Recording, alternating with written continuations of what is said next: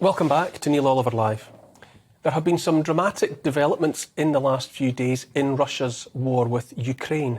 On Wednesday, Vladimir Putin said he was not bluffing when he threatened to use nuclear weapons. On the same day, the Russian president announced a partial mobilisation that could see 300,000 men ordered to fight.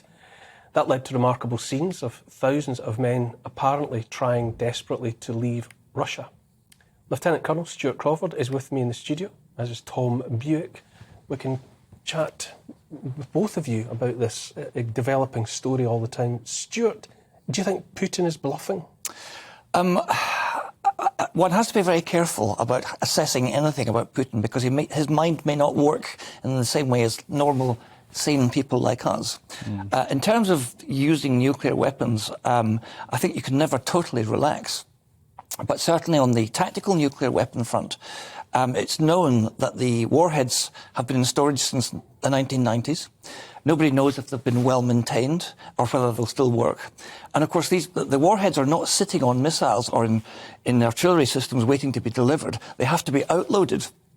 And as soon as they're outloaded from their arsenals and depots and bunkers, etc., the eyes in the sky will see that happening. And What is a tactical nuclear warhead? We hear a lot about that. You know, everyone has only seen the imagery of Hiroshima and Nagasaki. Yes. But what does a tactical nuclear missile do? Well, it's still a pretty fearsome weapon, but it's not a strategic nuclear warhead which would level London or anything like that. And you can actually dial in the yield that you're going to get from them. So in a battlefield situation, although they're terribly destructive, you can actually contain the amount of destruction to a certain extent.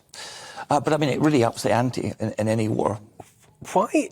I've grown up watching footage of war in real time from all around the world. Footage from reporters and cameramen and embedded in front lines and all the rest of it. Why has there been nothing like that from the fighting in Ukraine? All we ever seem to see is aftermath. Well, I think both militaries will be controlling media access to a certain extent. I don't think the Russian media will be allowed anywhere near their frontline troops, particularly when they're doing so badly. And on the Ukraine side, I'm not really quite sure why that should be the case. There are journalists around, but they tend to be slightly further behind the lines and you know, appear in liberated villages and record the mayhem. But Tom, as a consumer of news, it's not a conventional war, is it?